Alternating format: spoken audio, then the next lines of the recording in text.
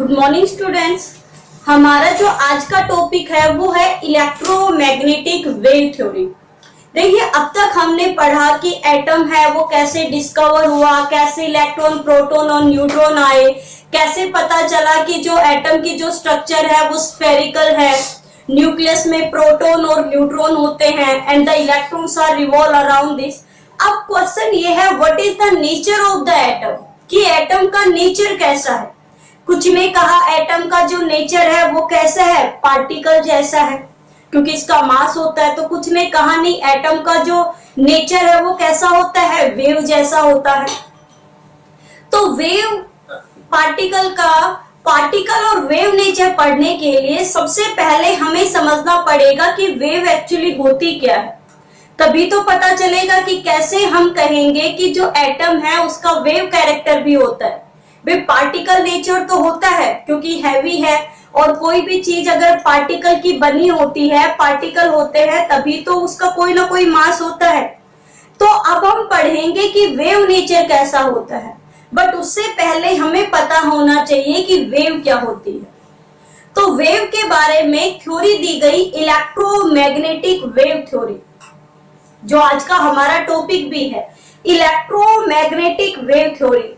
Electromagnetic wave theory was given by the James Clerk Maxwell. इसे James Clerk Maxwell ने दिया था इन 1864 में। क्या कहा कि जो वेव है, या हम कहें कि कोई भी ऐसा है, कोई भी सिस्टम है, सोर्स है जिससे लगातार एनर्जी निकल रही है। क्या है कि कोई सोर्स है जिससे लगातार एनर्जी क्या हो रही है, इमिट हो रही है। वो हमेशा किसकी फॉर्म में होगी, in the form of the radiation. In the form of the radiation किसकी फॉर्म में होगी, रेडिएशंस की फॉर्म में होगी। तो पहला यही टॉपिक था, the energy emitted from any source, the energy emitted from any source continuously in the form of the radiation. हमेशा किसकी फॉर्म में होती है, वो रेडिएशंस की फॉर्म में होती है। Is known as the radiant energy, जिसे हम क्या कहते हैं, रेडिएंट एनर्जी। भाई, आपने आपका जो बल्ब है वो देखा है, लगातार जलता रहता है ना, तो उससे हमें रेडिएशंस तो आती रहती है। आप देखोगे कि लाइट जलाओ तो रूम ज्यादा गर्म हो जाता है। क्यों? क्योंकि बल्ब से लगातार रेडिएशंस क्या होती रहती है, निकलती रहती है एनर्जी। किस फॉर्म में निकलती है, रेडिएशन की फॉर्म में। सन है, सूरज की बात करें तो सूरज से भी सनलाइट आ रही है, किस फॉर्म में आ रही है, रेडिएशंस की फॉर्म में तो आ रही है। और एक्चुअली है क्या, ये सन की एनर्जी है जो रेडिएशंस की फॉर्म में कंटिन्यूसली आ रही है हमारे पास। तो फर्स्ट जो पोस्टुलेट्स था मैक्सवेल ने जो दिया था किस बारे में, इलेक्ट्रोमैग्नेटिक वेव थ्योरी के बारे में, वो ये था, the energy emitted from any source continuously is in the form of the radiations। किसकी फॉर्म में होगी, ये रेडिएशंस की फॉर्म में होगी। सेकेंड, जो रेडिएशंस है, these radiations have the radiation consist of electric और magnetic field।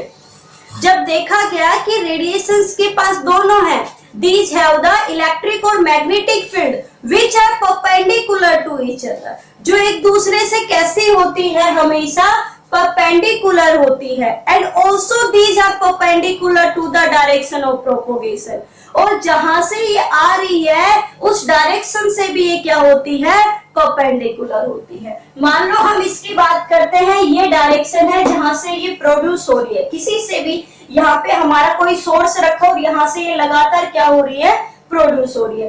तो देखिए, दीज आर परपेंडिकुलर, ये 90 डिग्री हो गया, ये हो गई मान लो इलेक्ट्रिक फील्ड। जो ये वाली लाइन जा रही है, it is the electric field. ये कौन सी है, इलेक्ट्रिक फील्ड 90। इसके जो 90, इस फील्ड के जो 90 डिग्री पे, ये देखिए, ये कौन सी फील्ड साथ में प्रोड्यूस हो रही है, कौन सी है ये, साथ में मैग्नेटिक फील्ड। आपने पढ़ा भी है फिजिक्स में और केमिस्ट्री में कि जहां भी इलेक्ट्रिक फील्ड होगी वहां मैग्नेटिक फील्ड होती है। जहां इलेक्ट्रिक चार्ज होता है वहां मैग्नेटिक चार्ज भी होता है। आपने इलेक्ट्रोमैग्नेट पढ़ा भी होगा।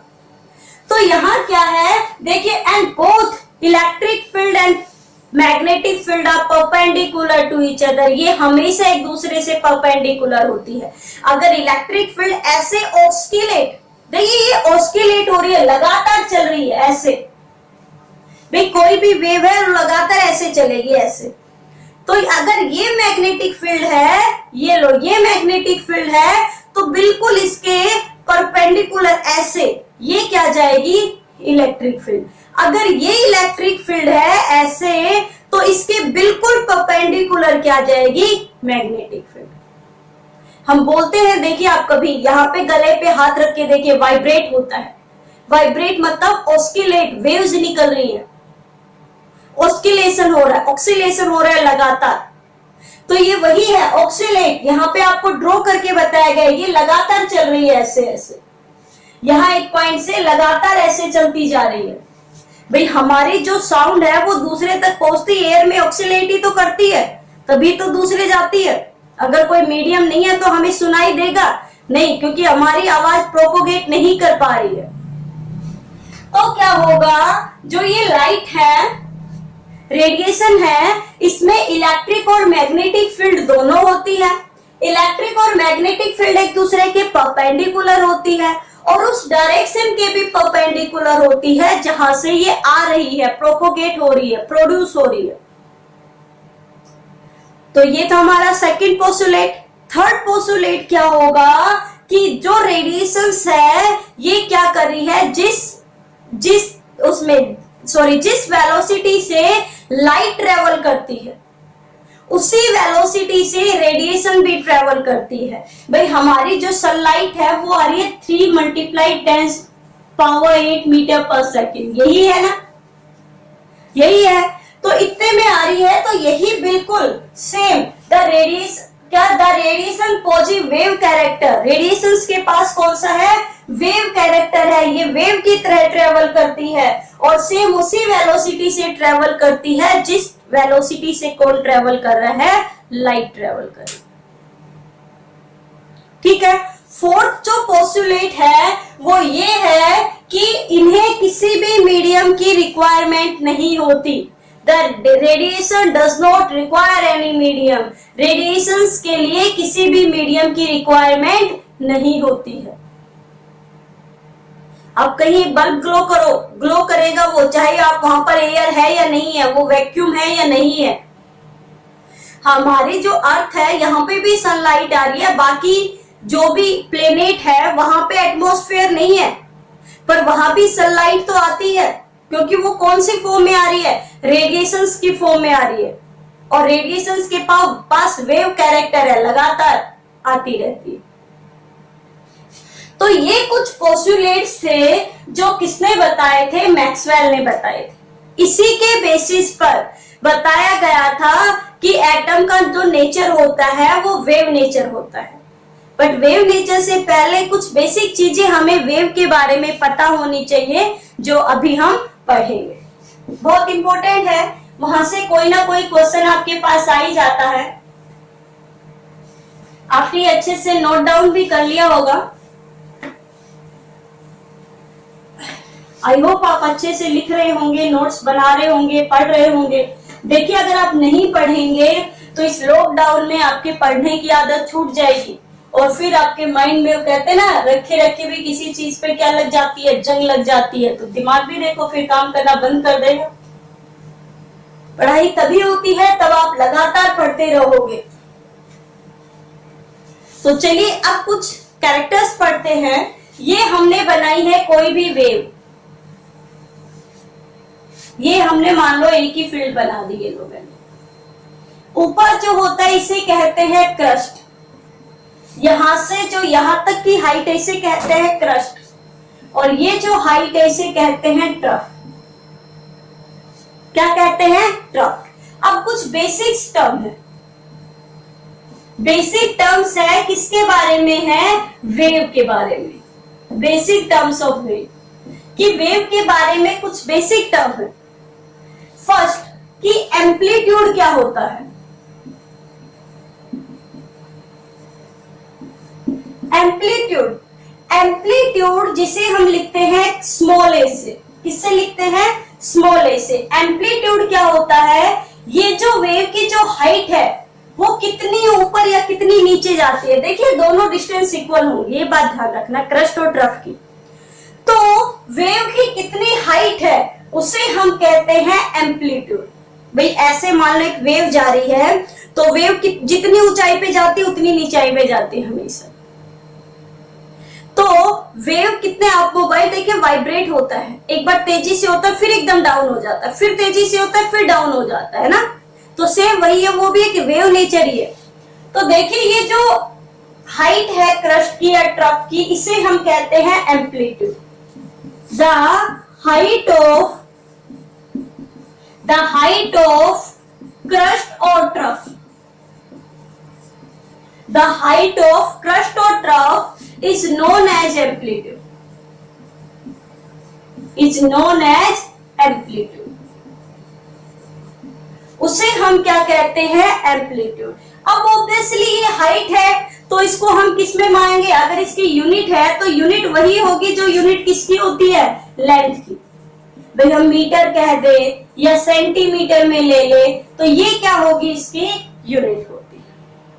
तो एम्पलीट्यूड क्या होगा, द हाइट ऑफ क्रस्ट और trough is known as the amplitude. उसे हम क्या कहते हैं, एम्पलीट्यूड। अब एक बहुत इंपॉर्टेंट टर्म पढ़ने वाले हैं, वेवलेंथ। क्या पढ़ने वाले हैं, वेवलेंथ।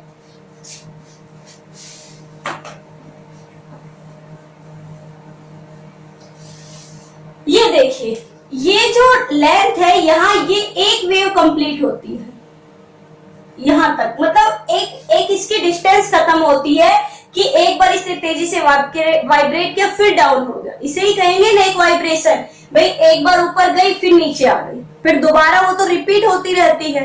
तो क्या होता है, जो डिस्टेंस है, the distance of A crust and trough, जो ये डिस्टेंस है, इस डिस्टेंस को हम कहते हैं वेवलेंथ। इस डिस्टेंस को हम क्या कहेंगे, वेवलेंथ।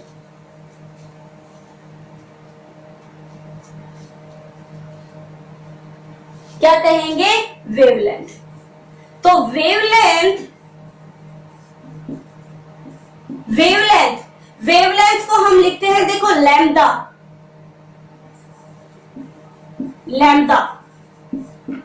क्या होता है, lambda.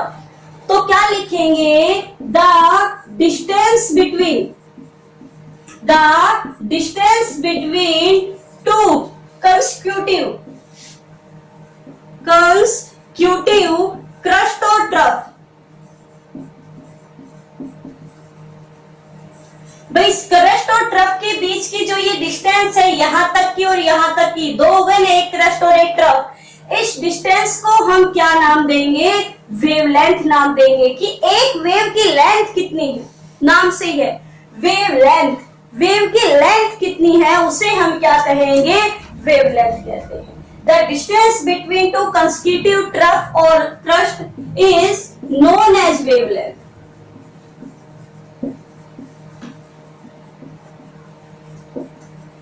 Is known as wavelength. Wavelength को हम किससे लिखते हैं, लैम्डा से लिखते हैं। किससे लिखते हैं, लैम्डा से। अब कुछ यूनिट, तो डिस्टेंस से ऑब्वियसली तो लेंथ में ही मेजर करेंगे, हमें पता है।